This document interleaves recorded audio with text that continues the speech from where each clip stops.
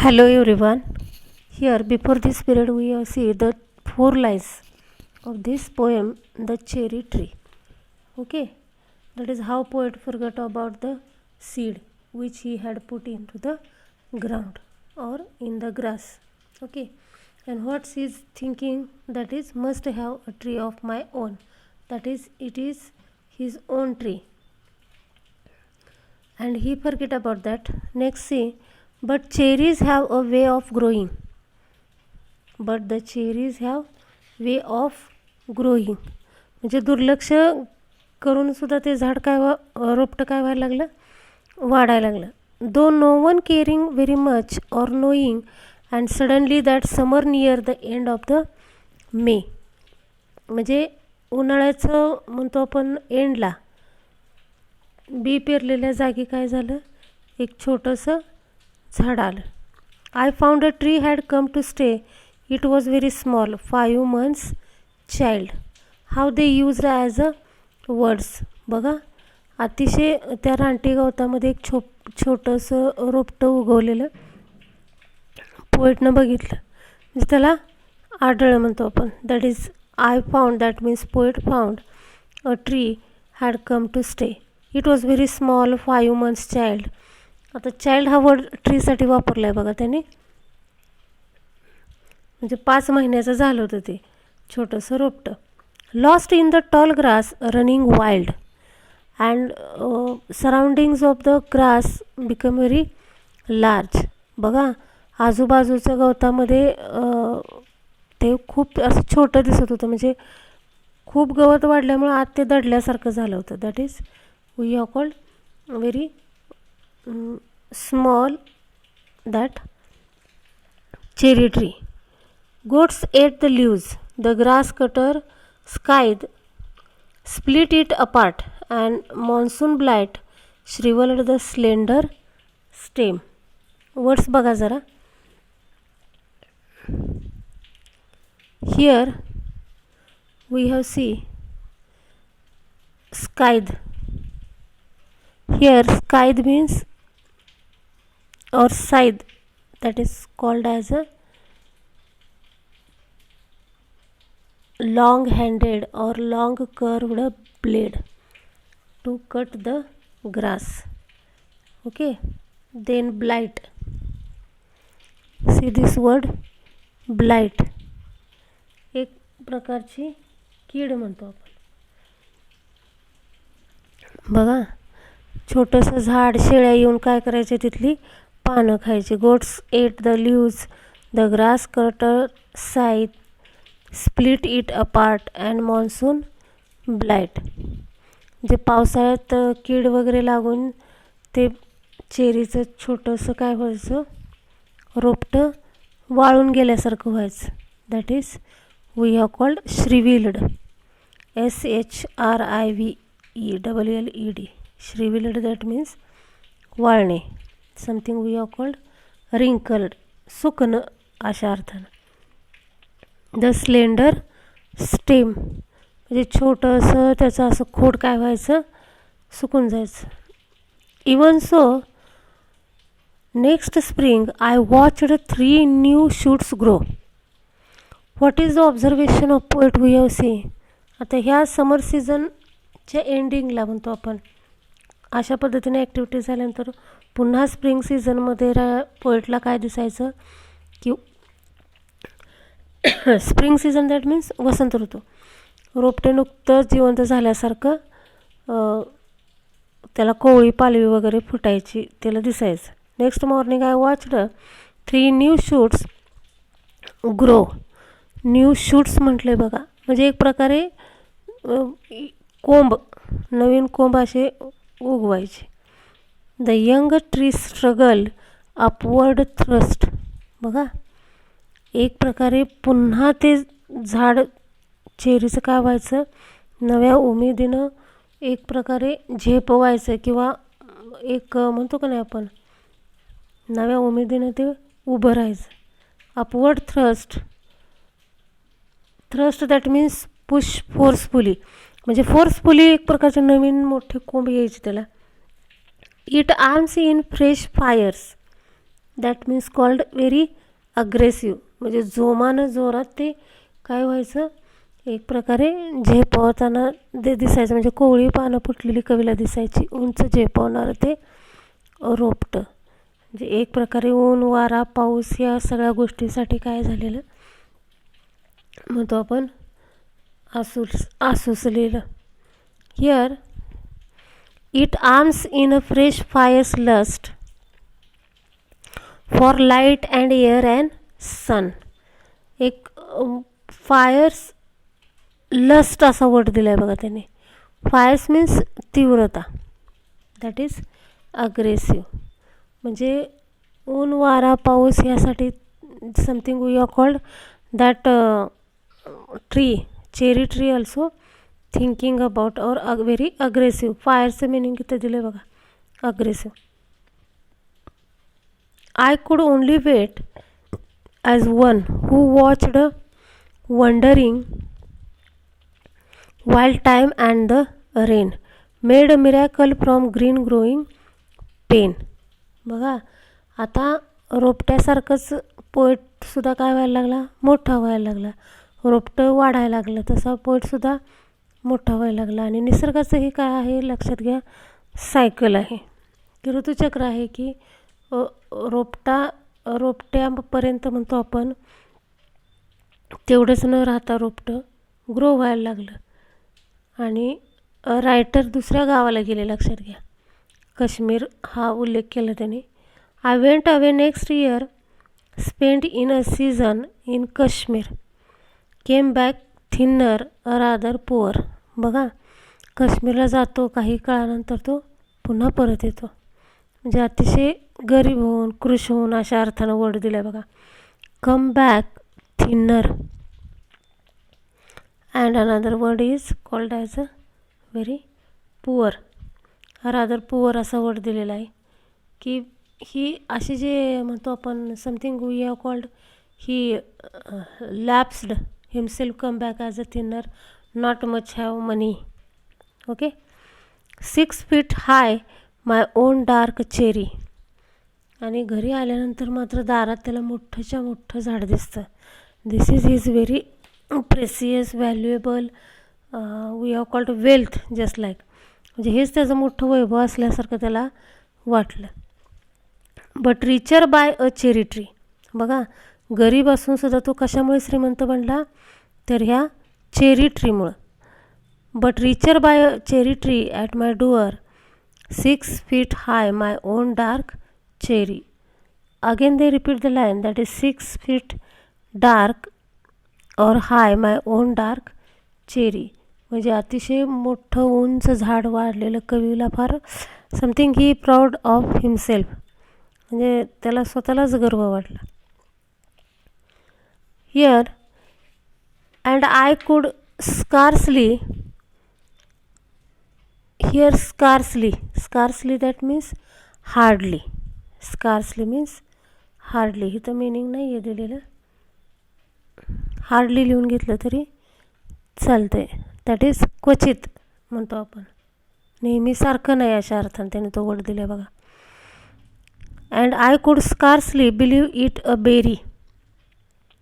बघा ह्यामध्ये त्याच्या डोळ्यावरच विश्वास बसत नव्हता की इवलीशी पिकलेली छोटीशी लाल चेरी चमकताना पाहून त्याला एक प्रकारे त्यानं हे कधीच बघितलेलं नसणार आहे, क्वचितच बघितल्यासारखं अशा त्याने वर्ड वापरले बघा. And I could scarcely believe it a berry ripened and jewelled in the सन.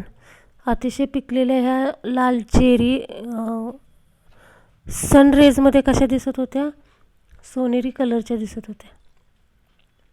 आणि त्याचा ह्याच्यावर ते विश्वास बसला नाही. That is I could scarcely believe, that is he couldn't believe, that is it is berry. Hung from a branch just one. बघा नाजूक नाजूक अशी छोटी छोटी म्हणतो आपण मोहरानं फुलून गेलेली ही चेरीचं झाड इतकी सुंदर आणि वेगवेगळ्या म्हणतो आपण आकाराची ही चेरीची fruits. Hung from a branch just one, and next year there were blossom, small pink fragile quick to fall at the merest breath, the sleepiest breeze. आता ब्लूझमचं मिनिंग दिलं आहे बघा इथं. That is flowers that bloom on a tree. मोहरनी, मोहर म्हणतो आपण. Next year there was a blossom small pink fragile quick to fall. नंतर पुढच्याच म्हणतो आपण ह्याच्यामध्ये सीझनमध्ये त्याला गुलाबी नाजूक अशी छोटी छोटी फुलं आली, काही फुलं गळून पडली बघा. फ्रेजाइल क्विक टू फॉल म्हणजे अतिशय नाजूक म्हणतो आपण. Fragile, easily broken. At the merest breath the sleepiest breeze. मंद श्वास किंवा वाऱ्याच्या हलक्याच्या झुळकीने देखील ती गळून पडत होती. That is at a merest breeze असं म्हटलं आहे बघा. अतिशय मंद असा श्वास असं म्हटलं आहे त्याने. Merest breath that is very lowest breath and the sleepiest breeze आणि हलकीशी झुळूक. SLEEPIEST स्लीपेस्ट ब्रीज म्हणजे हलकीशी झुळूक. अतिशय म्हणतो आपण जंटल विंड म्हणायचं त्याला. हळुवार झुळूक जे म्हटलं जातं ना, gentle wind, that's called as a sleepiest breeze. And merest that means very slightest breath. अतिशय हळुवार असा श्वासाच्या म्हणतो आपण स्पीडनं सुद्धा ते मोहर काय होईल, गळून पडेल. That's he express that blossom we are called how tender it is. Okay, what happen nextly we are see. I lay on the grass at ease. बघा, looking up through leaves at the blue bland sky. मग कवी काय करायचा की पुन्हा त्या म्हणतो आपण आठवणीत रमून त्या झाडाखाली तो गवतावर पडायचा आणि वर आकाशाकडे बघायचं. निळाभोर आकाश म्हणतो आपण. That is blue bland sky at the finches as they flew and flitted through the dappled green. बघा, हिरव्यागार अशा पानामधून डोकवणाऱ्या निळाभोर आकाशाकडे तो बघत बसायचा. आणि डॅपल्ड ग्रीन असा वर्ड दिला आहे बघा त्याने. डॅपल्ड दॅट मीन्स अतिशय म्हणतो आपण नक्षीदार पानं. Having a dark or patches leaves, that's called as a dappled green. This is have a dark or light patches.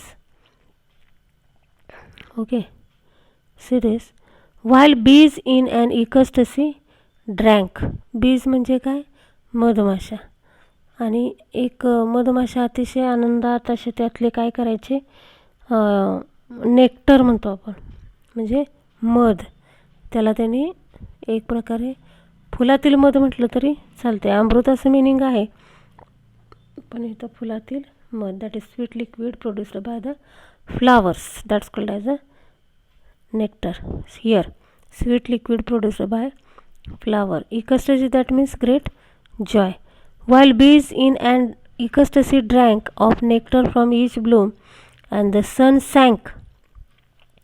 Sun sank that means सूर्यास्त. sinking the sun म्हणजे सूर्य मावळतो बघा.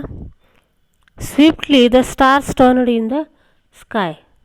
immediately we see after setting the sun creating a stars in the sky. आणि लगेच आकाशामध्ये काय दिसतं, तारे चमकू लागतात. that is this is happened very speedily, that's called as a swiftly. and moon moths and singing crickets and I. बघा, मग आता काय आहे तिथं ॲटमॉस्फिअरमध्ये. रात किडे किर करतात, पतंगाचे किडे हवेत उडतात. That is moon moths and singing cricket and I that is poet. Yes I they repeated that is he himself. आणि मी अनेक वर्षापासून लावलेलं हे माझं झाड.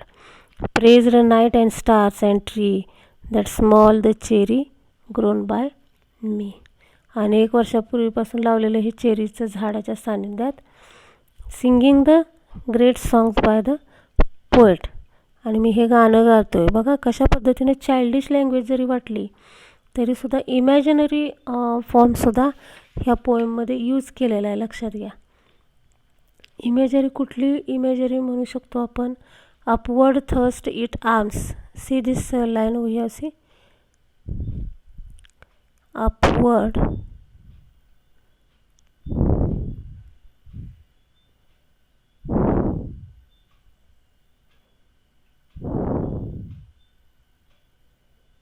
in first stanza, I think. Look this last second line.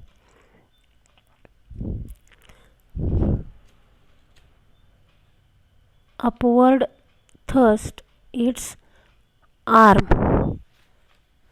बघा काय सांगितलं बघा त्याने की एक प्रकारे हे जे झाड आहे, हे झाड कोणत्याही परिस्थितीत काय म्हणतो आपण, धडपड करते. Something we are called with the fires, very aggressive to live. This is a imagery. Imagery काय आहे ही, तर ह्यातून काय एक्सप्लेन केले बघा. Imagery is a descriptive language for the reader to better imagine the works of the poet. Imagery draws the five senses, namely taste, touch, sight, smell and sound. This is also adds a symbolism work.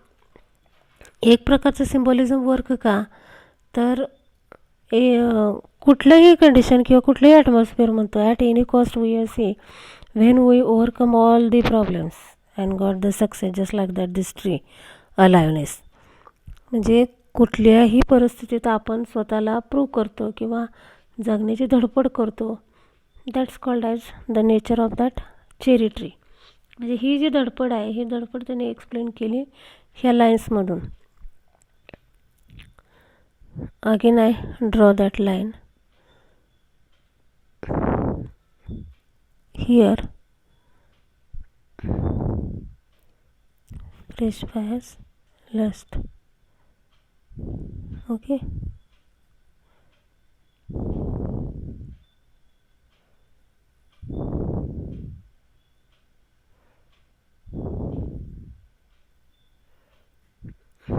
Look this. The young tree struggle upward thrust.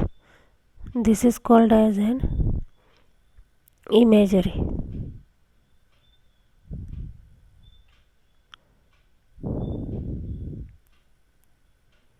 Imagery.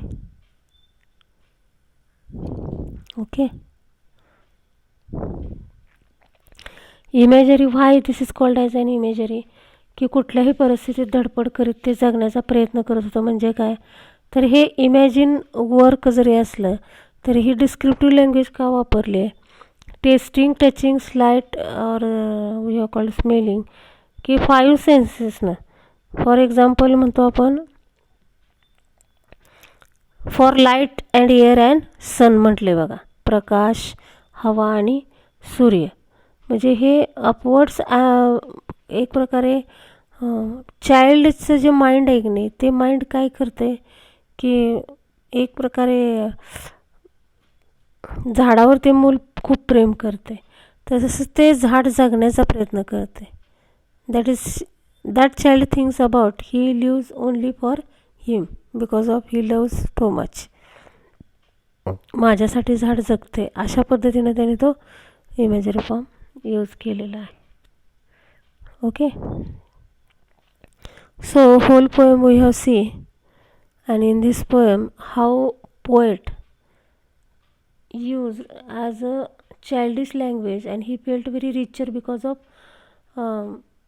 he had little money come back, but tree growing, that is cherry tree growing near his home, gave a great sense of joy and achievement.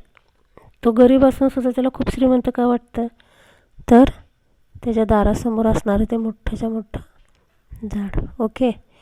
In online lecture we have discuss for brainstorming.